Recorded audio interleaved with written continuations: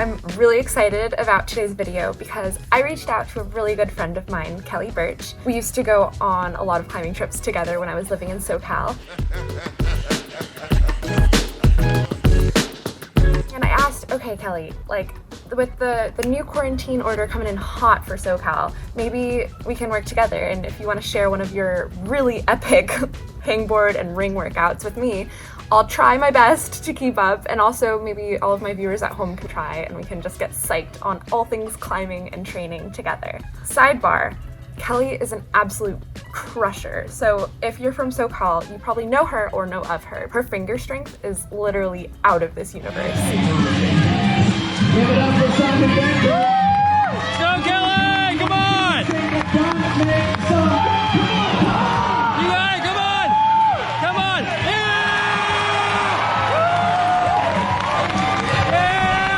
So anyways, without further ado, here's Kelly with the explanation of our workout. Hi guys, it's Kelly. As you've figured out by now, Anna and I are making an kind of at-home training side-by-side video for you all. And Anna asked me to make up the workout and provide some explanations as to how they're done and some tips and tricks for if we're doing them properly, some things about progression, you know, if you need to make them easier or harder based on your ability level. So let's jump into it. Today's workout is gonna be based around max finger training and rings. Obviously, max finger training is very important for climbing. No matter how strong the rest of you is, if your fingers are weak, you cannot hold the holds. Using gymnastics rings for training, I really like. I think it's really good for stability. Almost all the exercises will engage your core. And as well with ring exercises, it's really easy to make small adaptations to make them either easier or harder. So progression is easy to implement. So yeah, let's jump into the first thing. The first thing we're gonna start with is weighted hangs. And these are max weighted hangs. So you're gonna find an edge on your hangboard. Everyone's gonna ask me how big of an edge should I do and how much weight. And I really think that you wanna go middle of the road. So you don't wanna hang on a huge edge and have to add 150 pounds to yourself. But I also don't like using an edge that's super, super small because I find that it's almost like more slippery and almost too hard to hold on to that you don't really get the most out of it. So I'm gonna be using a 10 millimeter edge with 50 pounds added. You might just have to play around with this to see what feels best for you. When you're hanging on the edge with the weight attached, I just use a weight belt. You want it to feel challenging, like you're having to try to stay on, but you don't want your fingers to be failing at the end of each set because the goal is to progress each week or bi-weekly or whatever interval you've set for yourself. And if it's so desperately hard, you're not gonna be able to up the weight or up the time or up the sets just a week later. So you want it to be difficult, but you want it to be consistent and not terrible. So the way you implement this, 3 or 4 sets. Today I'm doing 4, and I'm doing 4 sets of 10-second hangs. And then between each hang, I'm resting for a full 2.5 minutes. We want full recovery because this is about max finger training. You want every set to be good quality. Couple of important things to note. We're staying in the half crimp position, meaning that your fingers are at about 90 degrees. You're not open-handing it and you're not bringing the thumb to close crimp. I find that using a half crimp at 90 degrees is just the best way to improve finger strength and doesn't have as much of a risk of, I think, straining your fingers as doing like a closed crimp would. You want your shoulders to be engaged, but your arms to be fairly straight. You're not up like this, but you're not down like this with your arms touching your ears either.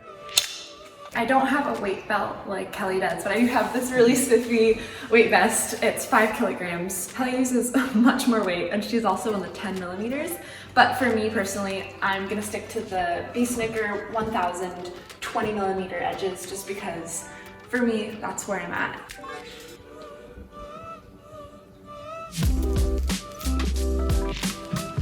Oh, that's actually okay. Okay, so I'm actually gonna try it on the smaller holds just to see what happens. We'll see if I make it to 10 seconds or not. I only made it to 6. Okay, I'll probably go back to the 20 millimeters for the other 2 sets. You see, I added 10 pounds to this. The weight vest wasn't enough at the 20 millimeters. It was too much at like the, are they 14? Maybe they're 14 or 16 millimeters. I don't know actually what the smallest ones from the Beastmaker are. But anyways, I think that's a good weight. Okay, cool. That was all of the hangs. I'll go put the weights back and then we'll move right into pull-ups. The weighted hangs and the crimp pull-ups are the only finger training things that we're doing. I like to keep it short and simple and just get the bang for my buck with that. After weighted hangs, we're moving on to doing pull-ups on small crimps. Obviously this is dependent on you. Small means different things to different people. I love crimps. I know Anna does too, so I'm using a pretty small hold. The smallest hold I have on my hangboard is 8 millimeters. And I'm gonna be doing 4 sets of 6 pull-ups with 2.5 minute rest in between each set. Fully strict pull-ups, no kipping, no cheater going only down this far. We're going to full extension and full all the way up with your chin over your hands. I literally have my phone on the edge of my couch, leaning up against a candle in order to film this. I would say pick an edge where you find it difficult to do around 5 pull-ups. You want this to be hard. You're not adding any weight, so there's not as much risk to hurt your fingers, I don't think. But again, it's a fairly intermediate to advanced exercise. So I think if you're more at the beginner level, then you might just pick a larger hold and just practice the movement. But again, totally adaptable to your ability level. The crimp pull-ups were actually a lot harder than I thought they would be because the holds are kind of slippery, so I had to like touch the ground to readjust my fingers like in between a couple of the reps. So I cheated a little bit, but that's okay. Shout out to my mom who's helping me film. Yay! Short, so I have to go back to get all of Anna, and she's too tall. Step still so I can reach. You're too tall. Oh my gosh.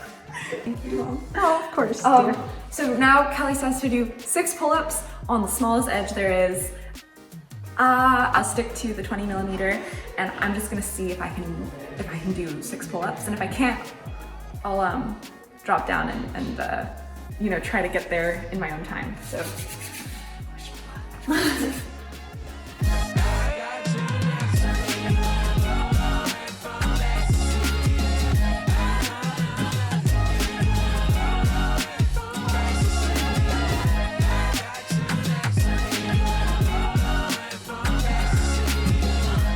readjust on the 5th to 6th one. I had to like tap the ground to readjust because I was slipping. But that was actually okay. Maybe I should try the smaller ones.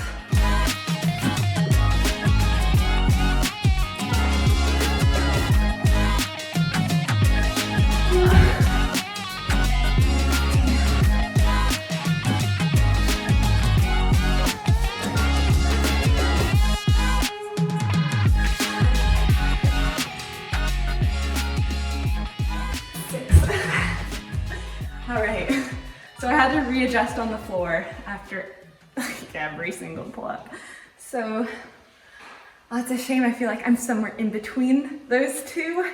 Maybe I'll try to do like what I can on the small ones and then finish off the 6 on the 20 millimeter. I think I'm gonna do that. I'm just modifying Kelly's workout to work for me because it's hard.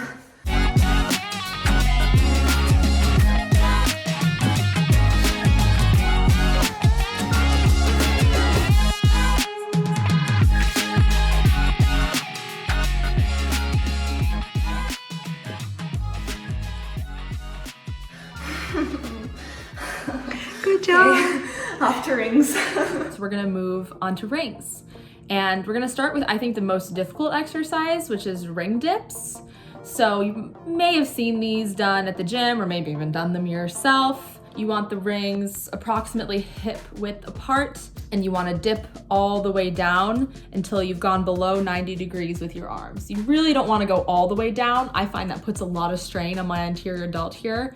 But obviously you don't wanna be just half repping it because then you're not getting the most out of the exercise. I'm gonna do 3 sets of 8 reps.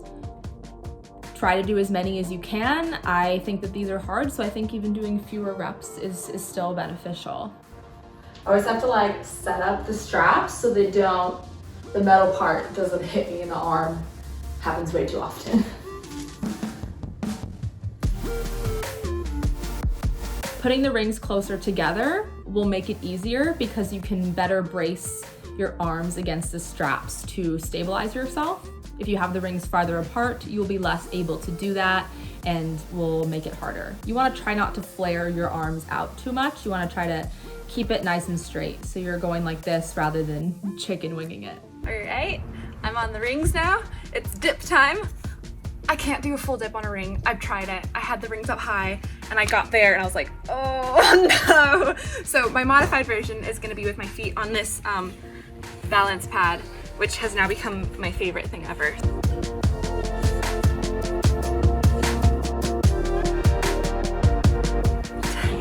I can assure you, even though it was modified, it was still really, really hard. The rings offer a lot of instability, so all of your stabilizing muscles are also working. If you're doing like these dips on the ground or something, rings is a great way to go to the next level.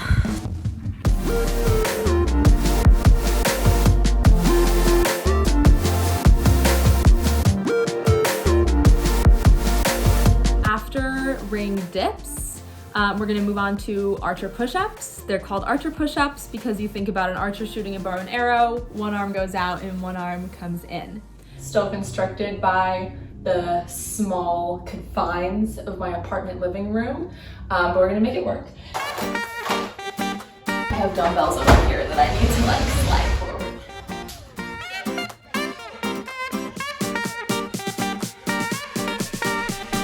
You want to set up the rings so they are at the height where you grab them, put your feet out, and you'd be in approximately the push-up position. The lower the rings are, the harder it will be because your body is more horizontal. You think doing an elevated push-up where your hands are elevated is easier than doing a flat one. So if these are difficult, raise the rings up and do them with your body slightly elevated.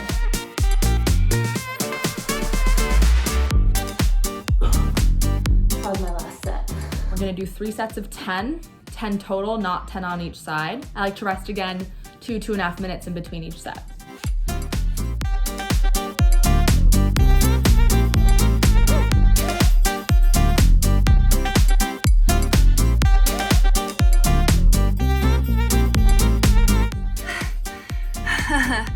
Okay, so you'll notice that when Kelly does this, she's all the way like with her feet back here and she's going like all the way down like that. If you inch your feet forward like this, it becomes easier to do the push-up sets. So definitely feel free to modify as you need.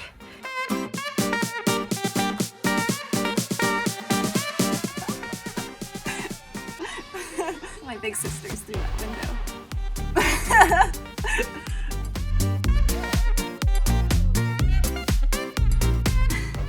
I think I'm getting better at these as I learn how they work. It's a weird like motion to get used to. Let's see the big sister through the window. Looks like you're making it into the workout video.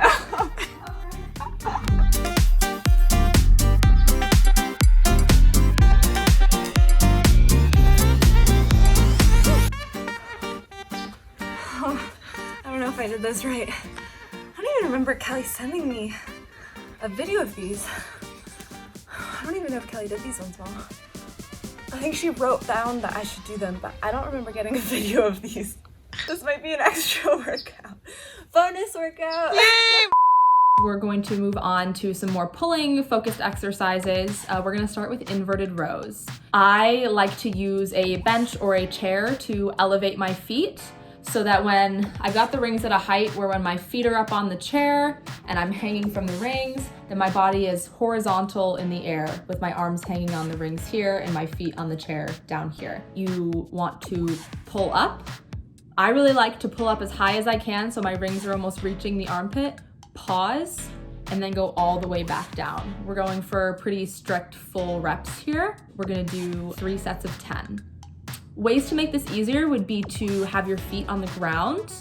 Ways to make this harder would be to make the rings a little bit longer so that instead of being horizontal, you're a little bit declined, and this just increases the amount of distance that you have to travel to pull up, so that would make things more difficult, and I'm gonna do that a little bit today.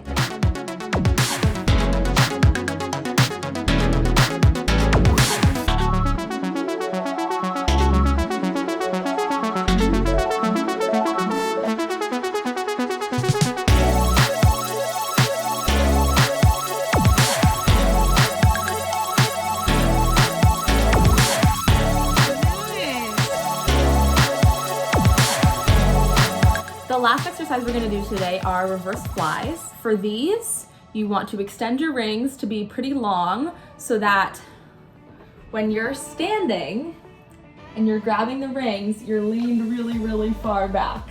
Hopefully Anna can overlay my explanation on the actual video of me doing it so I'm not doing an awkward miming thing. But basically, your rings are affixed, you're holding on to the rings and you're leaned back with your feet out. You're gonna take the rings and you're gonna pull them apart and bring your body forward. And then you're gonna slowly lower back down and repeat. These are really good for your lats and your posterior delts, I think, and also a little bit for your core as well, because you want your body to stay straight. You don't want your butt to bow down like that. So you have to use your core stability to keep your body straight. Ways to make this easier would be to make the ring straps shorter. So with long ring straps, your feet are all the way out here, your upper body's up here, and you have to travel quite a long ways. However, if you shorten the ring straps, you shorten the amount of distance that you have to travel. So you're starting here, and then you have to go here, as opposed to starting all the way down here and having to go here. And hopefully this will be apparent in the video demonstrations of the exercise.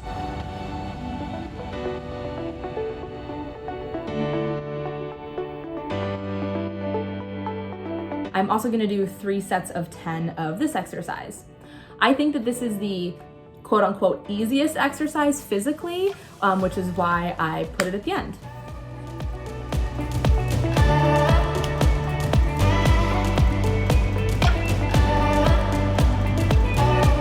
Yeah, that was harder than I wanted them to be.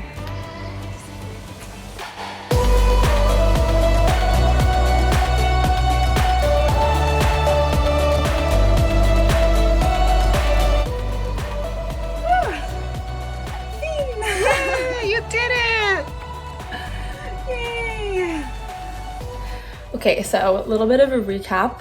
I've done 4 sets of max weighted hangs, done 4 sets of pull-ups on little crimps. I've done 3 sets of ring dips, 3 sets of archer push-ups, 3 sets of inverted rows, and 3 sets of the reverse flies. But I'm feeling pretty good, and usually I tack on some little stuff at the end just because it feels good to move around more when I'm at home. So I'm gonna do a little bit of a time lapse and show you what else I did.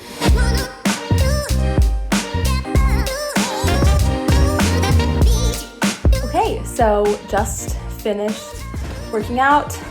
Gonna put all this crap back in the storage closet. I hope you guys enjoyed the video. I hope that it's helpful to see some stuff that you could do at home. The rings were pretty cheap, by the way. Found them, I believe, on Amazon, so highly recommend getting those. I think my boyfriend and I are gonna make some dinner, and I'm gonna do a little more work, and then hang out and go to sleep. So, nice to see you guys. Hopefully I'll see you in another video. Bye. Amazing. Thank you so much for joining us. If you do try the workout, let me know. Let me and Kelly know how it goes in the comments below. A huge thank you to Kelly for taking her time to not only write a workout for us, but also to film it and just to like give really amazing explanations of like why we're doing it, why it specifically targets climbing muscles, and also just the psych to be training even when we can't maybe go out to gyms or whatever the situation is at your house. Like, it's really nice to have a community of like, let's just train, let's get strong together, we can do it. Thank you to my mama who helped film the whole thing. And I'm about to do her little circuit workout right now, and I'll time lapse that. We'll see how that goes. But basically my arms feel like jelly. I feel like I really got a great workout in, and there's always so much more to do, so much strength to gain, and it's really cool to be inspired by people like Kelly. I also just want to note that how beautiful is my parents' backyard and house. Am I right? Like, I am so lucky and privileged to be able to be here and working out. Tune in for more workouts. Make sure to subscribe, like, comment, everything helps. And if you do want to support my journey, my videos a little bit more, you can check out my Patreon, which I will link in the description below. Ciao!